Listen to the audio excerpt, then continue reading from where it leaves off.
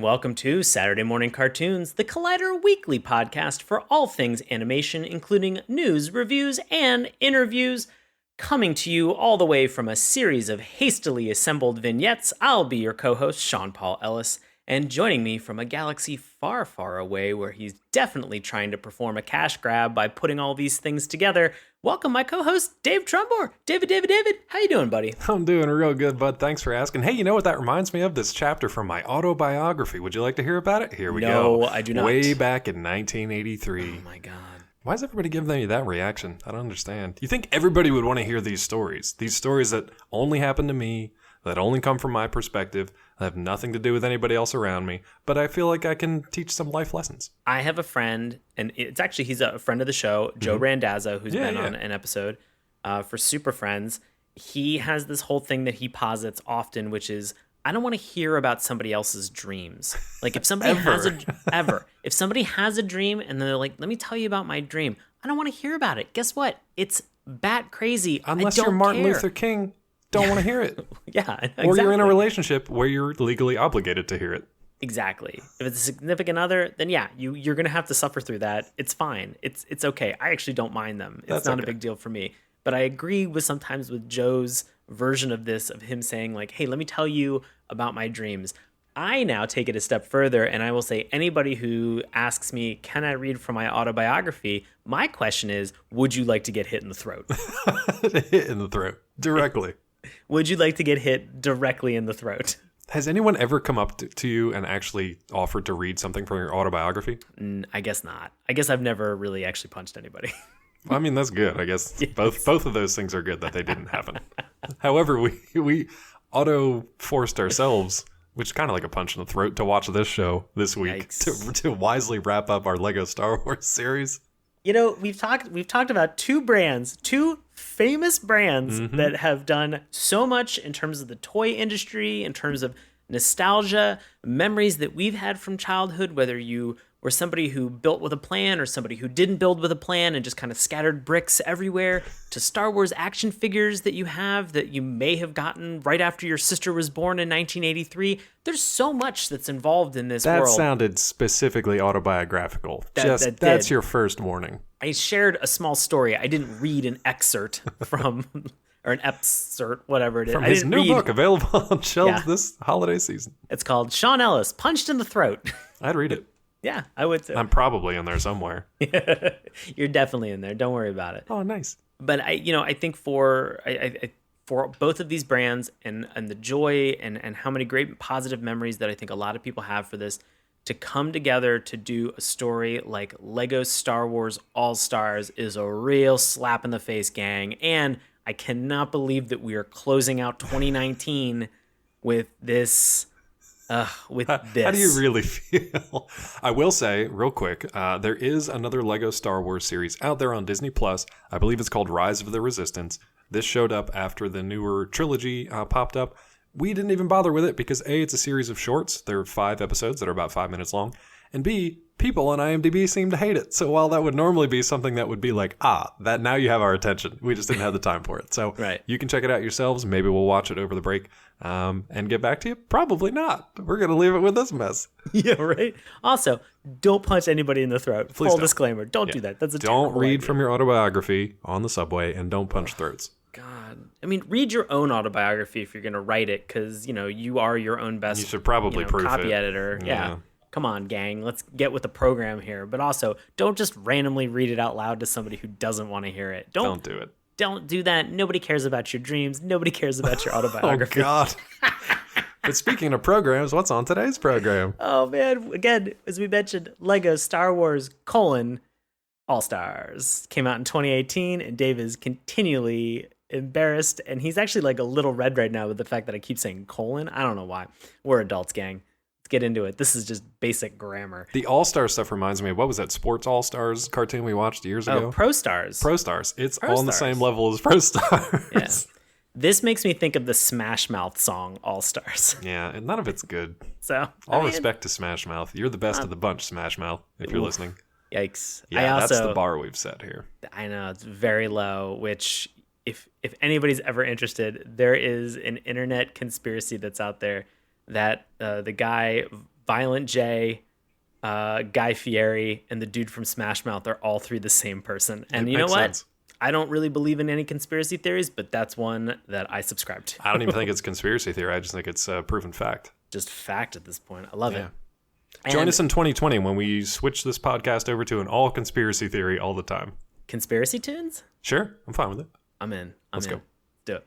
So we are talking about Lego Star Wars All-Stars. Came out in 2018. We watched the highest ranked episode, which is, again, not saying much. Season 1, Episode 1. It is called From Trenches to Wrenches, The Roger Story. And if you listened to last week's episode, when we talked about Freemakers, we also talked about Roger there. And my whole point of view from that point was minimize Roger as much as possible. They didn't listen to Sean.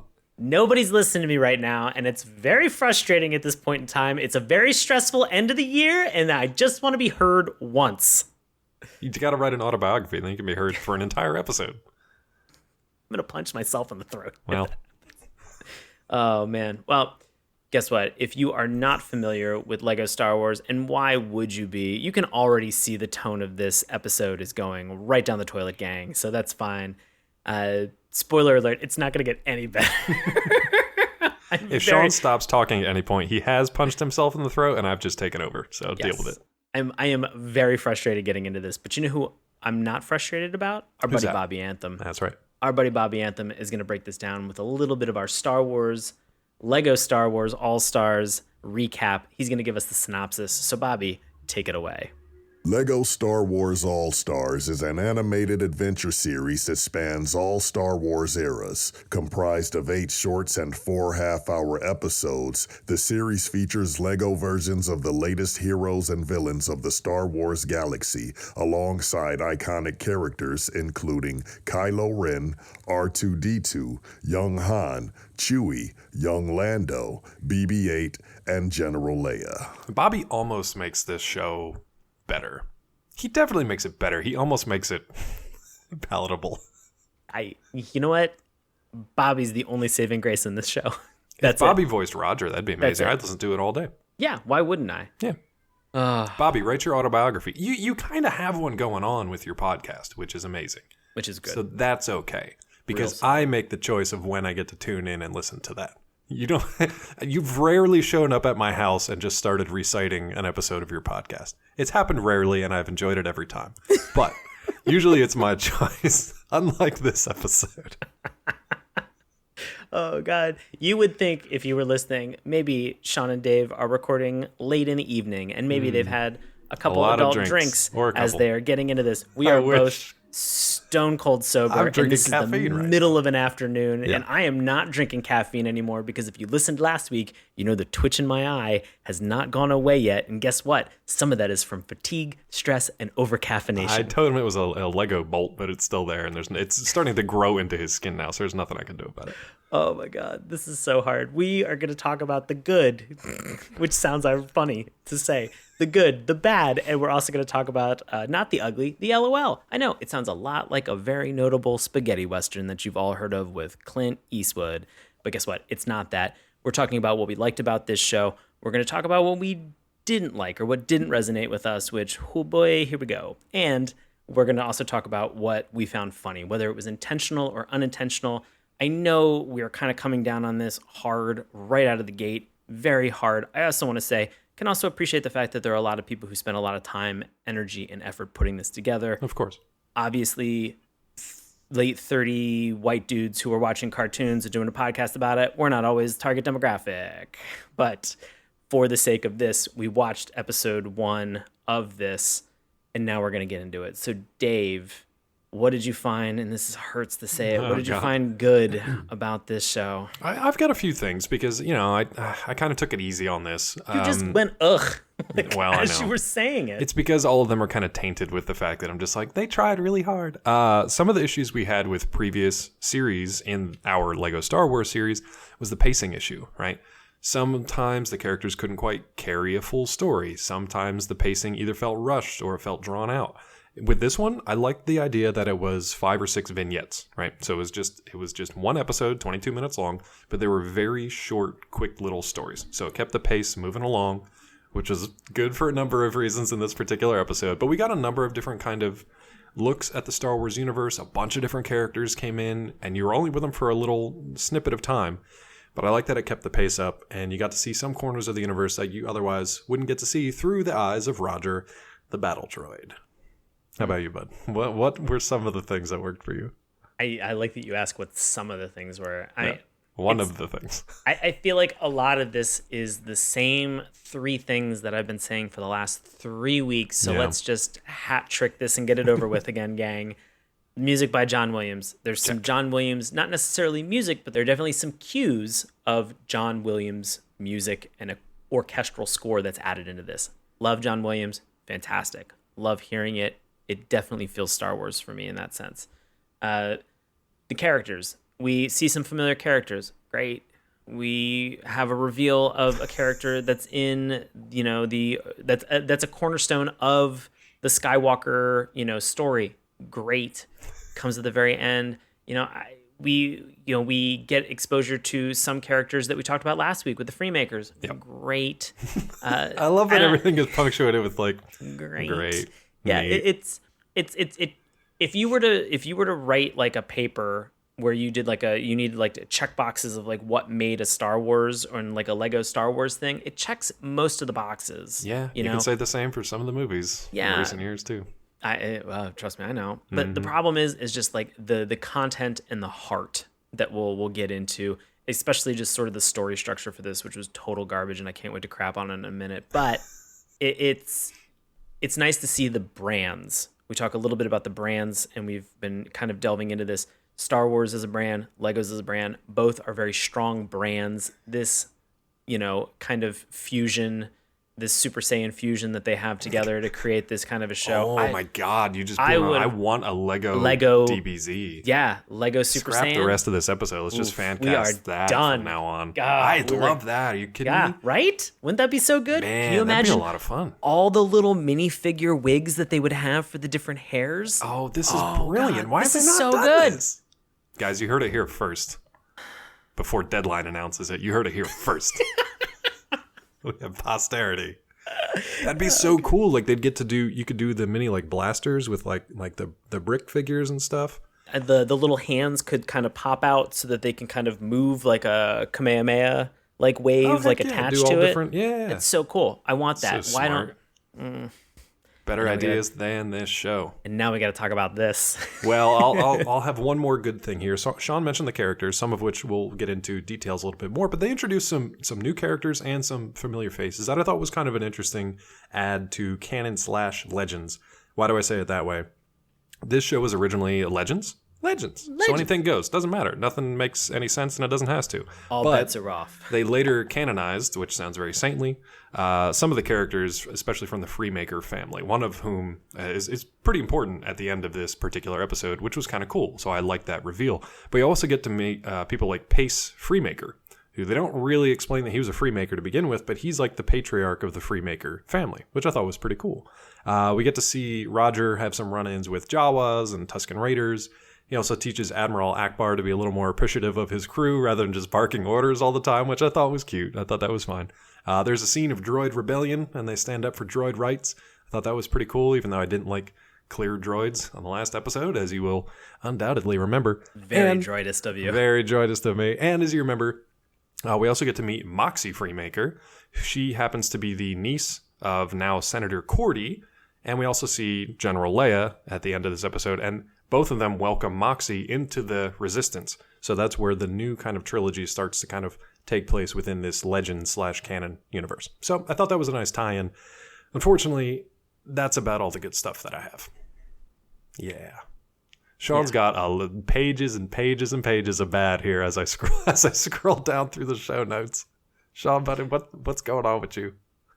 I don't know. There's a lot obviously that didn't work for me for this episode.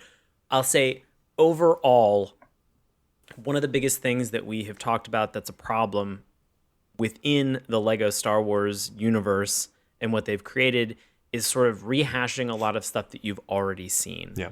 Guess what? We're not going to really rehash a lot of stuff that you've seen. Instead, we're going to trade that terrible error of rehashing the same nostalgic crap that we've seen. And we're going to replace that by showing you instead in the ballpark of 8 short vignettes within a 22-minute period of time. And the only framing device that they have is the title of the episode, which is Roger, this battle droid, talking about his autobiography and getting people to read it.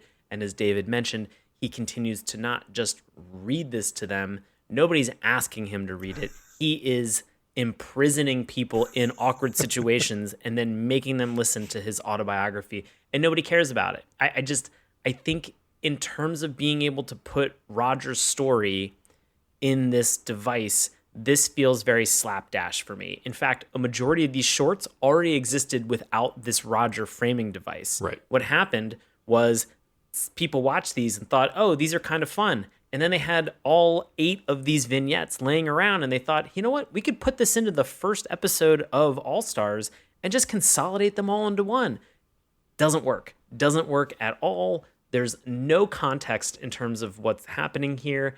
It is a very frustrating watch, and I will err to say it is terribly done.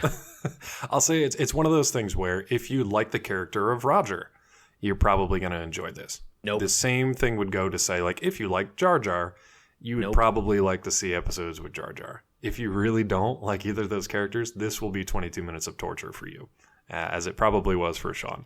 I didn't mind it as much, but it just wasn't really worth it. Like, as soon as they started off with, like, Roger aboard the Millennium Falcon, I was like, why is he there with Han and alopecia Chewie, who's back?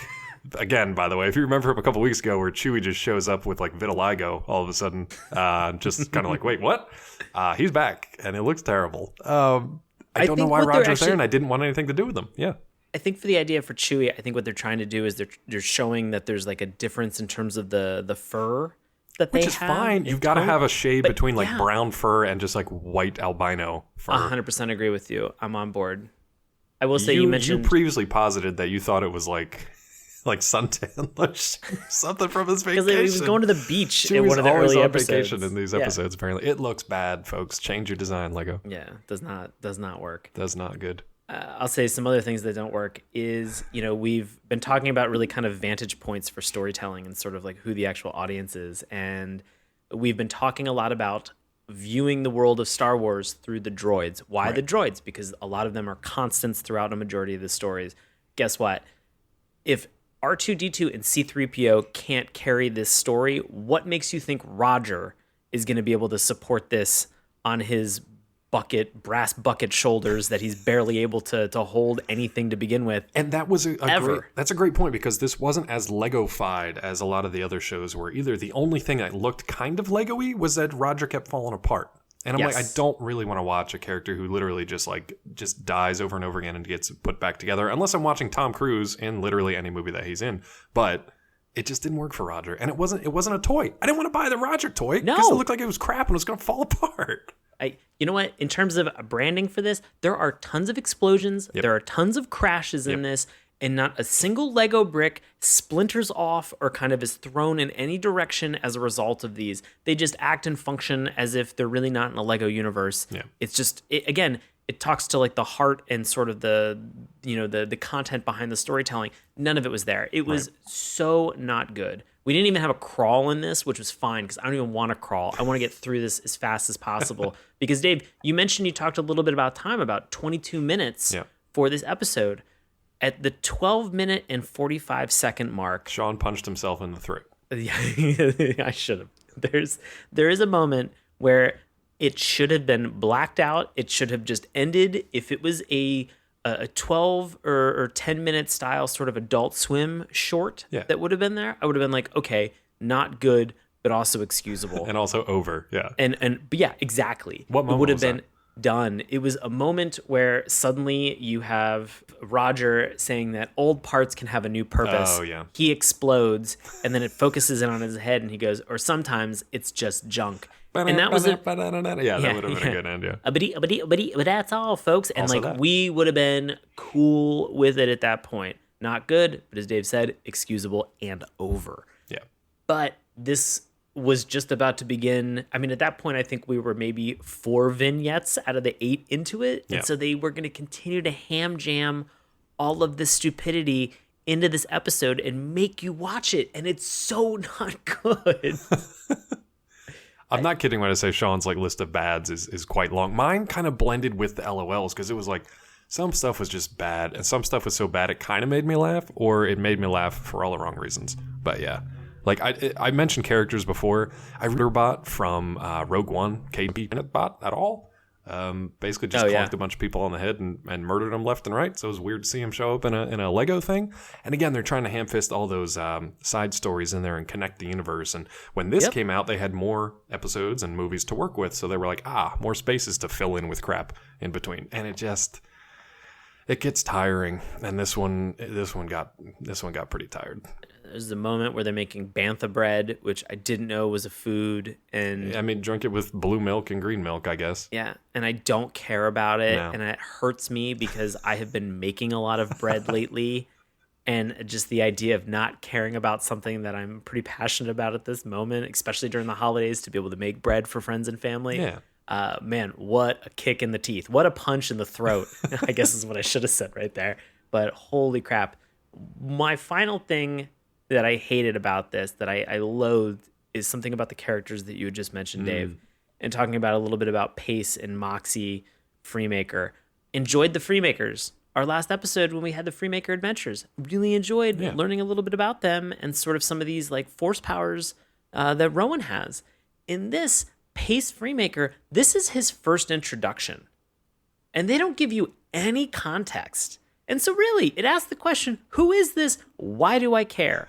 If I didn't watch this previous series that came out in 2016 about the Freemaker Adventures, and I had just jumped into this All-Stars short, no context, no information, I don't care. I don't care. It's great to see that like they have a patriarch, that there is something that's there. But again, why do I care? Why am I invested in any of this? And again, they are just shoving this stuff retroactively to put Roger in all of these previous stories so that it makes sense. Guess what? It never made sense in the first place. Knock it off. I feel like that's your recommendation of the show. Just knock it off. I like one other thing, and I say that as a bad thing. There's a moment where they're having a celebration on Endor, and Roger like doesn't eat or drink any of the stuff that all the revelers have. So he's like, I need something with ions. So a little baby Ewok comes over and just plugs him into an electrical socket, essentially. It looked like a drug. It looked like a pusher. Cocaine. It was cocaine. It looked like a pusher giving someone like their first taste for free to get them like hooked on it. And then they just became weirdly best friends afterwards. It was just a really, really weird scene. But that straddles my LOL, I guess. I think we're going into LOL. We're in like LOL that territory. That moment was funny, especially when he looks at him and he's like, "We're gonna be such best friends." Yeah, as he's like vibrating wow. in ecstasy. It was real weird for kids. Yeah, you are like every drug reference in every movie that I've ever watched about people doing cocaine for the first time. Yeah. So congrats, Star Wars. Crystal Twist. Yeah. Grease these palms. God. Don't do it. Don't do it. Don't go gang. back and watch Don't do it. Brave Star. Yeah, I mean, it's a good show. It's a but great also, episode. Don't do drugs ever. Jeez. So we kind of talked a little bit about the LOLs, Dave, that you had.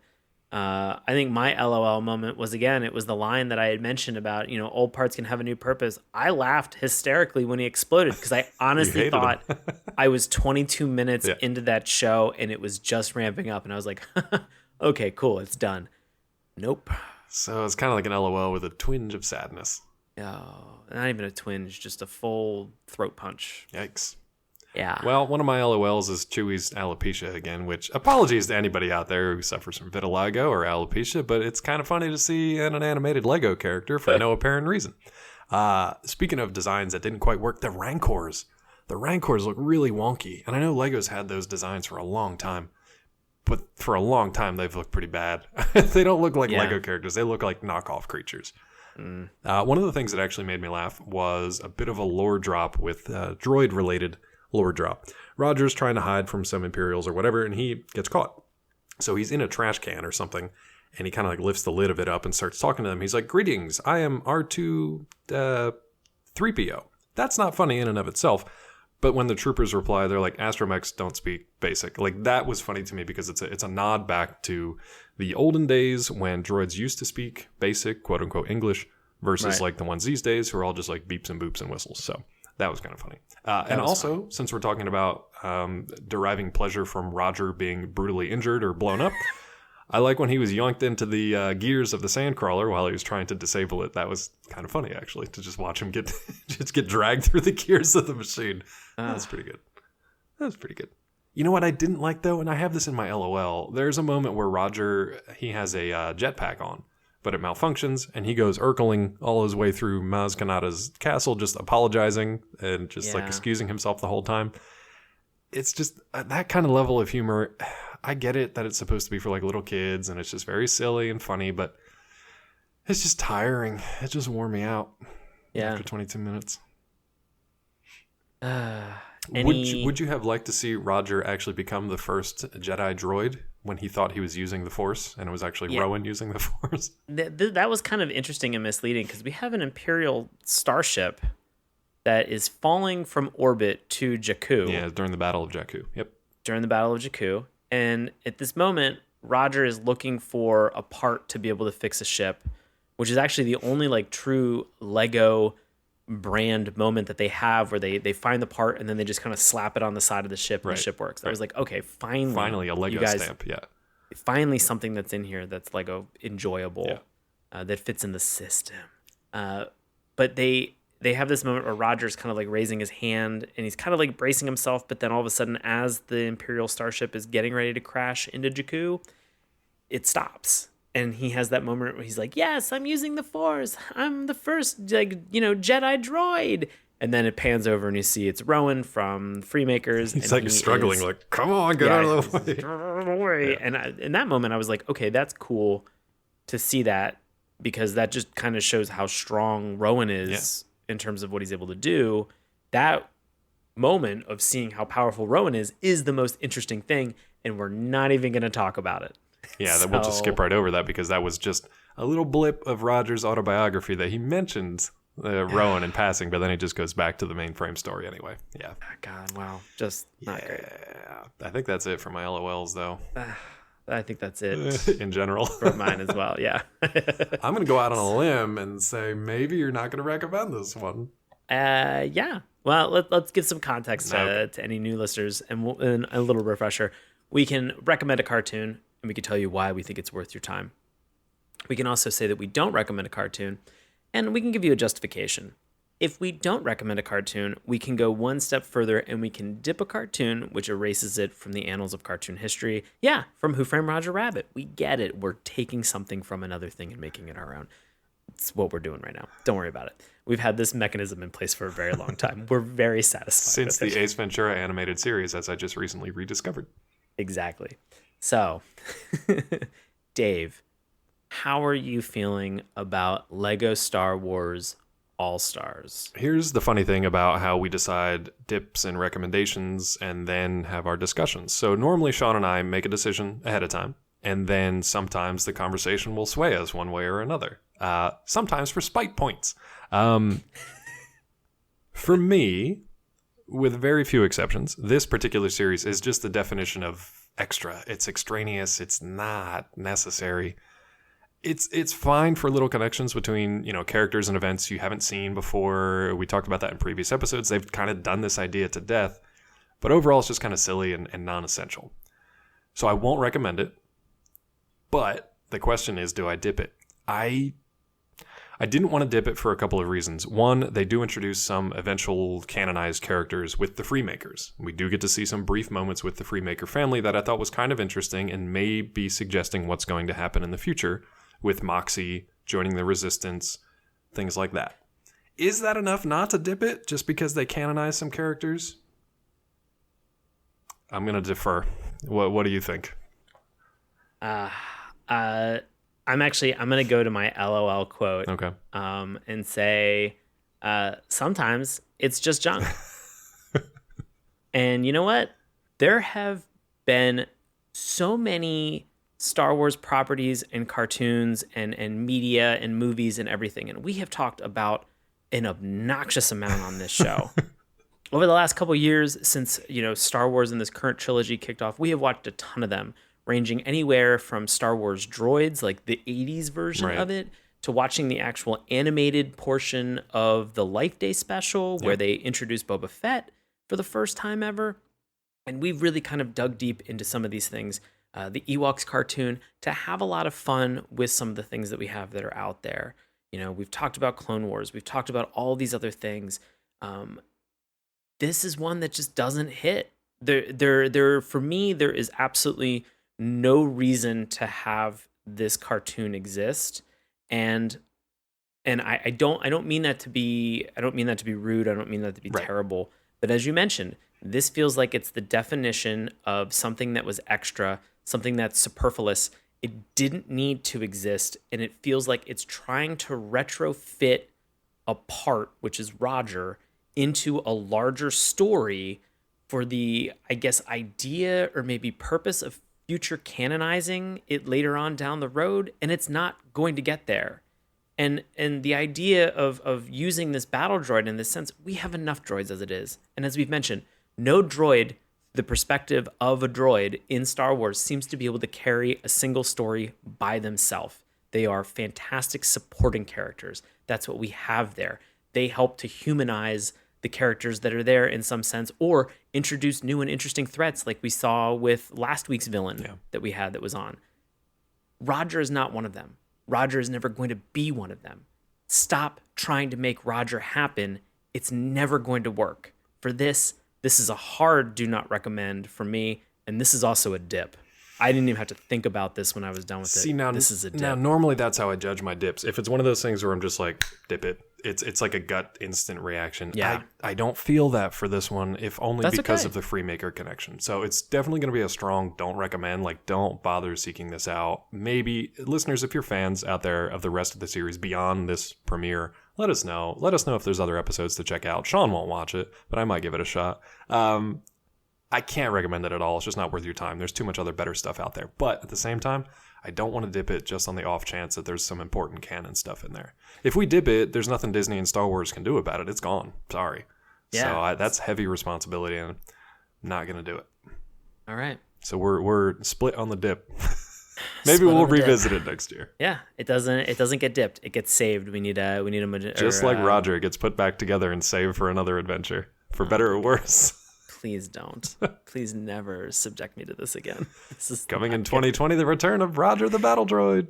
I almost said this, like, don't subject me to this. Like, this is the scenario where they have, like, Mystery Science Theater 3000, where it's like the convention of they make people watch these movies. Like, I'm forced to do I'm this. watching these fully knowing what I'm getting myself into. I kind of make you do a lot of this stuff, though. Anyway, Sorry, bud. This show is trash. It's half Guess dipped. who is the opposite of trash? Guess who is an amazing person And a treasure. It's Bobby Anthem. He's a treasure. He's a space treasure. Our buddy Bobby Anthem. You heard him on this episode. You can also hear him on his paranormal podcast, Inhuman Experience, with his co-host Bobby Blades. You can find him on Twitter at IEXP_podcast. And he also has a solo show which is on the same stream as Inhuman Experience, called In Search of My Lost Soul. So you can listen to both of them. It's 2 for the price of 1. It's available everywhere that podcasts are found. Dave, what do you got going on, buddy? Same old stuff, bud, to end the year 2019. Finishing strong. You can find me over on Collider.com. Talk to me over on Twitter at DrClawMD. And if you want a New Year's present, which is a thing I just made up, you can buy my book, The Science of Breaking Bad. Also look for my autobiography called Space Treasure, written by me. Anywhere books are sold. How about you, bud? How are you ending the new year? Or the old year? I'm an idiot.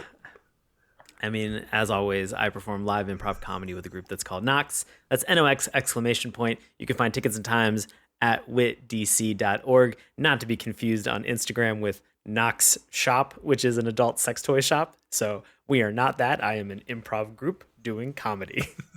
Just to be very clear. Both of these things, awesome. So, fine. You can also find me on Twitter and Instagram at Sean Paul Ellis. Please help me get off of Instagram. Please help me get off of Twitter. This is my cry for help in 2019, and I'm done with it. Great. Want to support us on this show? Oh my gosh, tell a friend and then review us on Apple iTunes. We have no idea how that algorithm works. Also, we don't really care. It just seems like something that everybody else says, so why not say it as well? It sounds like it's a fun thing. And to the multiple people who have reviewed us on iTunes that are not our parents, thank you guys so much. Super appreciate it. Want to contact us? You can always slide into our DMs on Twitter at Morning Tunes, or check us out on Instagram and Facebook at Saturday Morning Cartoons. Remember, it's always morning with a U. You can drop us an old-fashioned email, SaturdayMorningCartoons@gmail.com, and you can find all these links in our bio. It's a link that looks like the word link tree. Don't worry, it's not spam. We're not spearphishing you. No worries about this whatsoever. We're hackers. We're very trustworthy. Don't worry.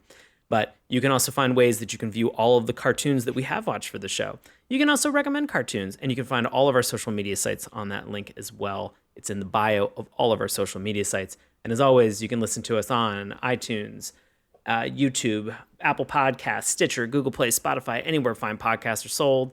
Gang, this is the end of 2019. I'm just a man trying to dip a cartoon about droids. And I won't let them. Getting held up. But we're getting burnt. held up. We're burnt out.